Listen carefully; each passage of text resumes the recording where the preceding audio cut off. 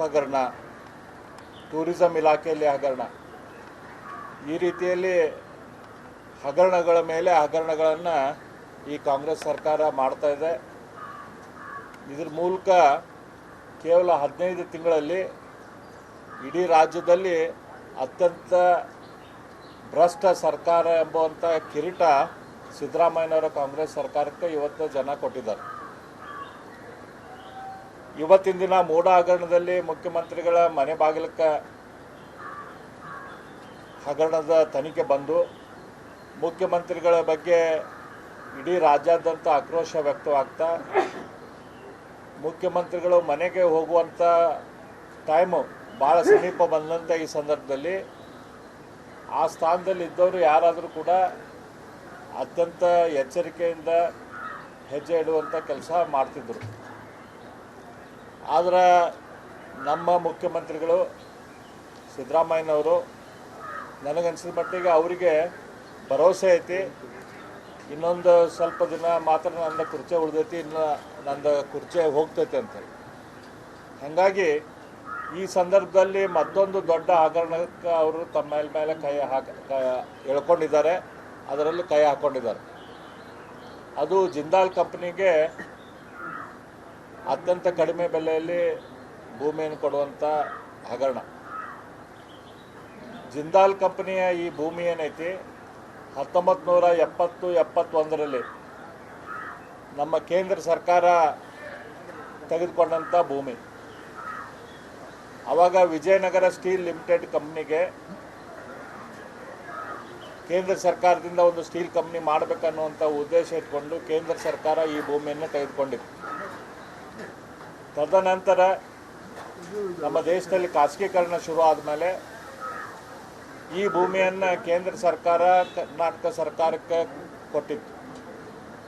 ಕರ್ನಾಟಕ ಸರ್ಕಾರಕ್ಕೆ ಅತ್ಯಂತ ಕಡಿಮೆ ರೇಟದಲ್ಲಿ, ಕನ್ಸೆಷನಲ್ ರೇಟ್ದಲ್ಲಿ ಕೇಂದ್ರ ಸರ್ಕಾರ ಈ ಭೂಮಿಯನ್ನು ಕೊಡ್ತು. 13 ಕೋಟಿ ರೂಪಾಯಿಗೆ ಈ ಸುಮಾರು 9,600 ಎಕರೆ ಭೂಮಿಯನ್ನು ಕೇಂದ್ರ ಸರ್ಕಾರ ಕರ್ನಾಟಕ ಸರ್ಕಾರಕ್ಕೆ ಕೊಡ್ತು.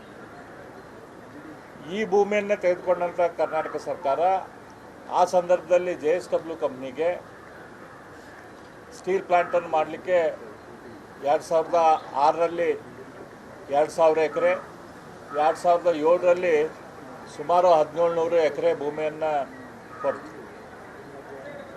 ಆ ಕೊಡುವಂಥ ಸಂದರ್ಭದಲ್ಲಿ ಕಂಡೀಷನ್ ಕೂಡ ಮಾಡಿದ್ದರು, ಯಾವ ರೀತಿ ಅದನ್ನು ಲ್ಯಾಂಡ್ ರೇಟನ್ನು ಡಿಸಿಷನ್ ಮಾಡ್ತೇವೆ ಅಂತೇಳಿ. ಅದಾದ ನಂತರ ಆ ಲೀಸ್ ಕಮ್ ಸೇಲ್ ಡೀಡನ್ನು ಪರ್ಮನೆಂಟ್ ಸೇಲ್ ಡೀಡ್ ಆಗಿ ಮಾಡುವಂಥ ಸಂದರ್ಭ ಬಂದಾಗ ಆಗಿನ ಕಾಂಗ್ರೆಸ್ ಸರ್ಕಾರ 1,20,000 ರೂಪಾಯಿ ಪರ್ ಎಕರಿಗೆ ಭೂಮಿಯನ್ನು ರಿಜಿಸ್ಟ್ರೇಷನ್ ಮಾಡ್ತೇವೆ ಅಂತೇಳಿ ಡಿಸಿಷನ್ ತೆಗೆದುಕೊಂಡಾಗ ನಾವು ಭಾರತೀಯ ಜನತಾ ಪಕ್ಷದ ಸದಸ್ಯರು ಅದ್ರ ಬಗ್ಗೆ ಇಡೀ ರಾಜ್ಯಾದ್ಯಂತ ಹೋರಾಟ ಮಾಡಿ ವಿಧಾನಸೌಧದಲ್ಲಿ ಕೂಡ ಸದನದಲ್ಲಿ ನಾವು ರಾತ್ರಿ ಮಲ್ಕೊಂಡು ಹೋರಾಟವನ್ನು ಮಾಡಿ ಆ ಸಂದರ್ಭದಲ್ಲಿ ಆ ಡಿಸಿಷನನ್ನು ಪೆಂಡಿಂಗ್ ಅದೇ ಮುಖ್ಯಮಂತ್ರಿಗಳಾದ ಸಿದ್ದರಾಮಯ್ಯನವರು ಅದನ್ನು ಪೆಂಡಿಂಗ್ ಇಟ್ಟಿದ್ದರು. ಅದಾದ ನಂತರ ನಮ್ಮ ಸರ್ಕಾರ ಬಂದಾಗ ಮತ್ತೆ ಈ ಡಿಸಿಷನನ್ನು ತೆಗೆದುಕೊಂಡು ರೀಲುಕ್ ಮಾಡಿದಾಗ ಆವಾಗೂ ಕೂಡ ನಾನು ಮುಖ್ಯಮಂತ್ರಿಗಳಿಗೆ ಯಡಿಯೂರಪ್ಪನವರಿಗೆ ಆ ಸಂದರ್ಭದಲ್ಲಿ ನಾನು, ಬಸನಗೌಡ ಪಾಟೀಲ್ ಯತ್ನಾಳ್ ಅವರು ಮತ್ತು ಪೂರ್ಣಿಮಾ ಅವರು ನಾವು ಒಂದು ಪತ್ರವನ್ನು ಬರೆದಿದ್ದೀವಿ. ಯಾವ ದೃಷ್ಟಿಯಿಂದ ಈ ಡಿಸಿಷನನ್ನು ನೀವೇನು ಚರ್ಚೆ ಮಾಡಿರಿ ಅದನ್ನು ಹಿಂದೆ ತೆಗೆದುಕೊಳ್ಳಬೇಕು. ಜಿಂದಾಲ್ ಕಂಪ್ನಿಗೆ ಯಾವುದೇ ರೀತಿಯಿಂದ 1,20,000 ಅಂತ ಆ ಬೆಲೆಗೆ, ಅಷ್ಟು ಕಡಿಮೆ ಬೆಲೆಗೆ ಇವತ್ತು ಖನಿಜ ಅಲ್ಲಿ ಸೊಂಡೂರು ಭಾಗದಲ್ಲಿ, ಬಳ್ಳಾರಿ ಭಾಗದಲ್ಲಿ ಮಣ್ಣಂತಂದ್ರೆ ಅದು ಬಂಗಾರ ಇದ್ದಂಗೆ, ಒಂದು ಮಣ್ಣನ್ನು KGಯಲ್ಲಿ ಅಲ್ಲಿ ಮಾರ್ತಾರೆ. ಅಷ್ಟು ದೊಡ್ಡ ಖನಿಜ ಸಂಪತ್ತಲ್ಲಿ ಸೊಂಡೂರು ಭಾಗದಲ್ಲಿ ಐತೆ. ಅಲ್ಲಿ ಎಷ್ಟು ಕೋಟಿ ದುಡ್ಡು ಕೊಟ್ಟರು ಕೂಡ 1 ಎಕರೆ ಸಿಗದಂಥ ಪರಿಸ್ಥಿತಿ ಇವತ್ತು ಅಲ್ಲೈತಿ.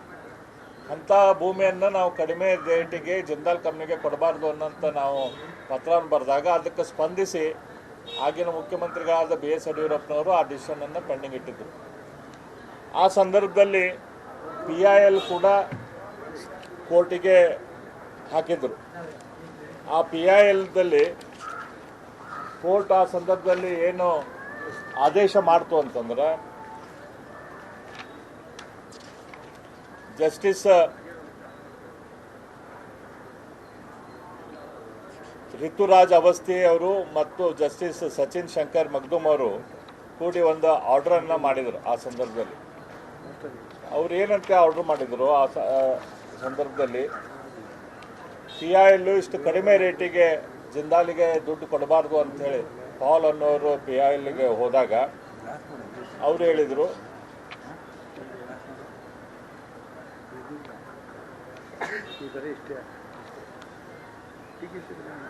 however, we make it clear that all the contentions are kept open, and in the event government takes a decision in regard to the subject matter of the writ petition, it is always open for the petitioner to seek revival of the order passed by this court based on the submissions made by the learned additional government advocate.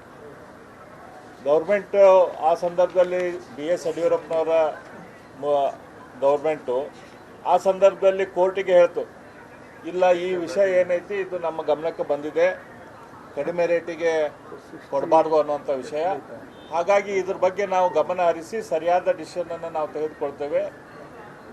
ನೀವು ಕೋರ್ಟ್ದಲ್ಲಿ ಈ ವಿಷಯ ಮುಂದುವರಿಸೋದು ಅವಶ್ಯಕತೆ ಇಲ್ಲ, ನಾವು ರೇಟನ್ನು ಹೆಚ್ಚು ಮಾಡ್ತೀವಿ ಅಂತೇಳಿ ಆ ಸಂದರ್ಭದಲ್ಲಿ ಇಂಡೈರೆಕ್ಟಾಗಿ ಹೇಳಿ ಕೋರ್ಟಿಗೆ ಹೇಳಿದಾಗ ಕೋರ್ಟ್ ಆತು, ಈ ವಿಷಯವನ್ನು ನೀವು ಇನ್ನೊಮ್ಮೆ ಗಮನ ಹರಿಸ್ರಿ. ಈ ಮತ್ತು PIL ಹಾಕಿದವ್ರಿಗೆ ಹೇಳ್ತೆ, ಈ ವಿಷಯ ನಿಮ್ಮ ಮನಸ್ಸಿಗೆ ಸಮಾಧಾನ ಆಗುವಂಗೆ ಆಗಲಿಲ್ಲ ಅಂದ್ರೆ ನೀವು ಯಾವಾಗಾದರೂ ಕೋರ್ಟಿಗೆ ಬರ್ಬೋದು, ನಮಗೆ ಭರವಸೆ ಐತಿ ಸರ್ಕಾರ ಸರಿಯಾದ ನಿರ್ಧಾರ ತೆಗೆದುಕೊಳ್ತೈತಿ ಅಂತೇಳಿ. ಆದರೆ ಅದರ ನಂತರ ಬಂದಂಥ ಕಾಂಗ್ರೆಸ್ ಸರ್ಕಾರ, ಸಿದ್ದರಾಮಯ್ಯನವ್ರ ಸರ್ಕಾರ ಇವತ್ತು ಅವರಿಗೆ ಮನೆಗೆ ನಾವು ಹೋಗ್ತೇವೆ ಅಂಥೇಳಿ ಗ್ಯಾರಂಟಿ ಐತೆ ಅನ್ನೋದು ಕಾರಣಕ್ಕೆ ಅವ್ರು ಯಾವುದೇ ರೀತಿಯ ಹಿಂದೆ ಮುಂದೆ ನೋಡ್ದೆ ಇವತ್ತು ಅತ್ಯಂತ ಮಿನರಲ್ ರಿಚ್ ಏರಿಯಾ ಆದಂಥ ಸೊಂಡೂರದಲ್ಲಿ ಸುಮಾರು 3667 ಎಕರೆ, ಅದರಲ್ಲಿ 2000 ಎಕರೆ 1,20,000ಕ್ಕೆ, 1,700 ಎಕರೆ 1,667 ಎಕರೆ 1,50,000ಕ್ಕೆ ಕೊಡುವಂಥ ನಿರ್ಧಾರ ಕ್ಯಾಬಿನೆಟ್ದಲ್ಲಿ ಮೊನ್ನೆ ತೆಗೆದುಕೊಂಡಿದ್ದಾರೆ. ಅದರಲ್ಲಿ ಸುಮಾರು 954 ಎಕರೆ ಜಾಗ KPCL ಕಂಪನಿಗೆ ಸೇರಿದ್ದು, ಕರ್ನಾಟಕ ಪವರ್ ಕಾರ್ಪೊರೇಷನ್ ಲಿಮಿಟೆಡ್ಗೆ ಸೇರಿದ್ದು 954 ಎಕರೆ. ಆ 954 ಎಕರೆಗೆ KPCL ಜಾಗ ಜಿಂದಾಲಿ ಕೊಡಬೇಕಂತಂದರೆ KPCL ಅವ್ರು ಏನು ಹೇಳಿದರು, ಆಯಿತು ನೀವು ಯಾರಿಗಾದರೂ ಇದನ್ನು ತೆಗೆದುಕೊಂಡು ಜಾಗ ಬೇರೆಯವ್ರಿಗೆ ಕೊಡೋದಾದ್ರೆ ನಮಗೆ ಅಷ್ಟು ಜಾಗವನ್ನು ಕೊಡ್ರಿ ಅಂಥೇಳಿ. ಈಗ ಕರ್ನಾಟಕದಲ್ಲಿ ಇನ್ನೂ ತನಕನೂ ಎಲ್ಲಿ ಕೂಡ KPCLಗೆ ನಮ್ಮ ರಾಜ್ಯ ಸರ್ಕಾರ 954 ಎಕರೆ ತೆಗೆದುಕೊಂಡು ಆಲ್ಟರ್ನೇಟಿವ್ ಜಾಗ ಕೊಡುವಂಥ ಕೆಲಸ ಇನ್ನೂ ತನಕ ಶುರು ಮಾಡಿಲ್ಲ. ಮತ್ತು ಇವತ್ತು ಕರ್ನಾಟಕದ ಯಾವ ಮೂಲೆಯಲ್ಲಿ ಕೂಡ 1,20,000 ರೂಪಾಯಿಗೆ ಭೂಮಿ ಸಿಗೋದಿಲ್ಲ. ಯಾವುದೇ ಮೂಲೆಯಲ್ಲಿ ಹೋರಿ, ಇವತ್ತು ನಾವು ಕವಡೆ ಕಾಸಿಗೆ ಮಾರಿದ್ರು ಅಂಥೇಳಿ ಒಂದು ನಮ್ಮಲ್ಲಿ ಗಾದೆ ಐತೆ ಹೇಳ್ತಾರೆ. ಈ ಕವಡಿ ಕೂಡ 1,20,000ಕ್ಕೆ ಸಿಗೋದಿಲ್ಲ, ಇಷ್ಟು ದೊಡ್ಡ ಪ್ರಮಾಣದ ಕವಡಿ. ಅಂದ್ರೆ ಅದಕ್ಕಿಂತನೂ ಕಡಿಮೆ ರೇಟಿಗೆ ಇವತ್ತು ಇವರು ಇದನ್ನು ಮಾರಾತಾರಂತಂದ್ರೆ ಇದು ಏನು, ಇದ್ರ ಹಿಂದೆ ಉದ್ದೇಶ ಏನೈತೆ ಅಂಥೇಳಿ ನೀವು ತಿಳ್ಕೊರಿ. ಇದ್ರ ಬಗ್ಗೆ ಸರ್ಕಾರ ಏನು ಹೇಳ್ತೈತಂದ್ರೆ, ಇಲ್ಲ ಈ PIL ದಲ್ಲಿ ಬಂದಂಥ ಆದೇಶದ ಪ್ರಕಾರ ಸರ್ಕಾರ ಆದೇಶ ತೆಗೆದುಕೊಂಡಿದ್ದಿಲ್ಲ, ಅದ್ರ ಸಂಬಂಧ JSW ಕಂಪ್ನಿಯವರು ಕೋರ್ಟಿಗೆ ಹೋದರು, ಕೋರ್ಟದಲ್ಲಿ ಒಂದು ಆರ್ಡರ್ ಬಂದೈತಿ, ಅದ್ರ ಪ್ರಕಾರ ನಾವು ಇವತ್ತು ಸೇಲ್ ಡೀಡ್ ಮಾಡಬೇಕಾಗತ್ತೆ ಅಂಥೇಳಿ ಸರ್ಕಾರ ಒಂದು ಸಮಜಾಯಿಷಿ ಕೊಟ್ಟೈತಿ. ಸರ್ಕಾರದ ಕ್ಯಾಬಿನೆಟ್ದಲ್ಲೇ ಆ ಹಿಂದೆ ಈ ಡಿಸಿಷನ್ ತೆಗೆದುಕೊಳ್ಬೇಕಾದ್ರೆ ವಿರೋಧ ಮಾಡಿದಂಥ HK ಪಾಟೀಲ್ರದು ಈ ಸರ್ತಿನೂ ಕೂಡ ವಿರೋಧ ಮಾಡಿದ್ದಾರೆ. ಆದರೆ ಎಂಥ ವಿಧಿವಶಾದಂತಂದ್ರೆ ಯಾರು ತಾವು ವಿರೋಧ ಮಾಡಿ ಅವರ ಬಂದು ಅದನ್ನು ಪ್ರೆಸ್ ಮೀಟ್ ಮಾಡ್ತಾರೆ. ಅವ್ರು ಪ್ರೆಸ್ ಮೀಟ್ ಆದರೂ ಮಾಡೋದು ನಿಲ್ಲಿಸ್ಬೋದಿತ್ತು. ತಾವು ನಾ ಇಂಥ ಕೆಟ್ಟ ವಿಷಯನ ನಾನು ಪ್ರೆಸ್ ಮೀಟ್ದಲ್ಲಿ ಮಾಡೋದಿಲ್ಲ, ನಾ ಇದರಲ್ಲಿ ಭಾಗಿಯಾಗೋದಿಲ್ಲ ಅಂಥೇಳಿ, ಆದರೆ ಅವರು ಪ್ರೆಸ್ ಮೀಟ್ ಮಾಡ್ತಾರೆ. ಅದರಲ್ಲಿ ಸರ್ಕಾರದ ಗೌರ್ಮೆಂಟಿಗೆ ಕೋರ್ಟಿಗೆ ಹೋದಾಗ ಕೋರ್ಟ್ ಏನಂತ ಡಿಸಿಷನ್ ಕೊಡ್ತು,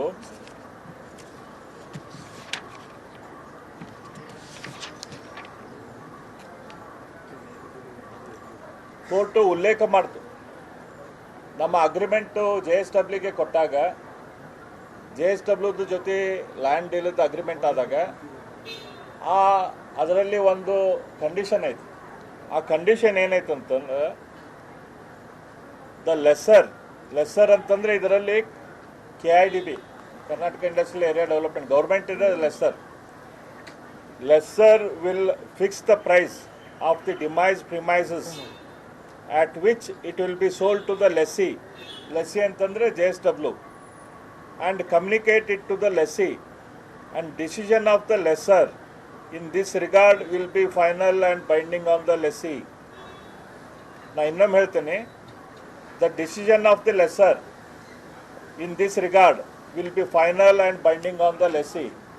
ಇದು ಏನು ಅಗ್ರಿಮೆಂಟ್ ನಾವು JSWಗೆ ಕರ್ನಾಟಕ ಗೌರ್ಮೆಂಟ್ ಏನು ಮಾಡಿಕೊಟ್ಟಿತ್ತಲ್ಲ ಅದರಲ್ಲಿರುವಂಥ ಕಂಡೀಷನ್ ಅಂದರೆ ಕರ್ನಾಟಕ ಗೌರ್ಮೆಂಟು JSWಗೆ ಯಾವ ರೇಟಿಗೆ ನಾವು ಕೊಡ್ತೇವೆ ಆ ರೇಟಿಗೆ JSW ಫೈನಲ್ ಸೇಲ್ ಡೀಡ್ ಮಾಡ್ಕೋಬೇಕಂತೇಳಿ ಅಗ್ರಿಮೆಂಟ್ ಮಾಡಿ ಕೊಟ್ಟಿದ್ದೈತಿ. ಹಾಗಾಗಿ 1,20,000 ರೂಪಾಯಿಗೆ ಕರ್ನಾಟಕ ಸರ್ಕಾರದ ಜನರ ಆಸ್ತಿ, ಈ ದೇಶದ ಆಸ್ತಿ, ನಮ್ಮ ಪುರಾತನ ಜಮಾನದಿಂದ ಬಂದಂಥ ಈ ಮಿನರಲ್ ಆಸ್ತಿಯನ್ನು 1,20,000ಕ್ಕೆ JSW ಕಂಪ್ನಿ ಕೊಡೋಕೆ ಇದೇನು ಸಿದ್ದರಾಮಯ್ಯನವ್ರ ಅಪ್ಪನ ಮನೆ ಆಸ್ತಿ ಅಲ್ಲ, ಇದು ಕಾಂಗ್ರೆಸ್ನವ್ರ ಮನೆದ ಅಪ್ಪನ ಮನೆ ಆಸ್ತಿ ಅಲ್ಲ. ಈಗ ಏನು ರೇಟ್ ಐತಿ ಆ ರೇಟಿಗೆ ನೀವು JSW ಕೊಡ್ರಿ, ಅದಕ್ಕೆ ನಾವೇನು ನಿಮ್ಗೆ ತೊಂದರೆ ಮಾಡೋದಿಲ್ಲ, ಅದಕ್ಕೆ ನಾವೇನು ನಿಮ್ಗೆ ಹೇಳೋದಿಲ್ಲ. ಆದ್ರೆ ನಿಮ್ಗೆ ಯಾವುದೇ ರೀತಿಯ ಅಧಿಕಾರ ಇಲ್ಲ. ಜನರ ಆಸ್ತಿಯನ್ನು ನೀವು ಡೀಲ್ ಮಾಡಿಕೊಂಡು 3,667 ಎಕರೆಯನ್ನು ನೀವು ಡೀಲ್ ಮಾಡಿಕೊಂಡು ವೈಯಕ್ತಿಕ ಡೀಲ್ ಮಾಡಿಕೊಂಡು ಸಾವಿರಾರು ಕೋಟಿ ರೂಪಾಯಿ ಭ್ರಷ್ಟಾಚಾರ ಇದರಲ್ಲಿ ಆಗಿದೆ ಅಂಥೇಳಿ ಇವತ್ತು ಸಂಶಯ ಬರ್ತಾ ಇದೆ. ಇದು ಆಗ್ಲಿಕ್ಕಂತಂದ್ರೆ ಯಾರು ಕೊಡ್ತಾರೆ ಹೇಳ್ರಿ? ಇವತ್ತು 1,20,000 ರೂಪಾಯಿಗೆ ಈಗ ಅಲ್ಲಿ ಇನ್ನೂ ಬಾಕಿ ಜಾಗ ಐತಿ. ಆ ಜಾಗ ಐತಲ್ಲ, ನಾನೇ ಇವತ್ತು ಹೇಳ್ತೇನೆ ಸರ್ಕಾರಕ್ಕೆ 3 ಲಕ್ಷ ರೂಪಾಯಿ ನಾನು ಕೊಡ್ತೇನೆ ಅಂತ ಕೊಡ್ತೀರಾ? 10 ಲಕ್ಷ ರೂಪಾಯಿ ನಾನು ಎಕರೆ ಕೊಡ್ತೇನೆ ಅಂತ ಹೇಳ್ತೇನೆ, ಕೊಡ್ತೀರಾ ನೀವು? ಯಾರ ಈಗ ನಾಳೆ ಬಂದೈತಲ್ಲ ಇನ್ನೊಂದು 1 ಕೋಟಿ ರೂಪಾಯಿ ಕೊಡ್ತೇವೆ ಅಂದ್ರೆ ಕೊಡ್ತೀರೇನು? ಕೊಡೋದಿಲ್ಲ. ಇವತ್ತು JSW ಕಂಪ್ನಿ ಜೊತೆ ನಿಮ್ದು ಏನು ಒಪ್ಪಂದ ಆಗೈತಿ, ಒಳ ಒಪ್ಪಂದ ಏನು ಮಾಡ್ಕೊಂಡಿರಿ ನೀವು? ನಮ್ಮ ಅಗ್ರಿಮೆಂಟ್ದಲ್ಲಿ ಅತ್ಯಂತ ಸ್ಪಷ್ಟ ಐತಿ. ಇದ್ರ ಪ್ರಕಾರ ಇದನ್ನು ಉಲ್ಲೇಖಿಸಿನ ಇವತ್ತು ಜಜ್ಮೆಂಟ್ ಬಂದೈತಿ.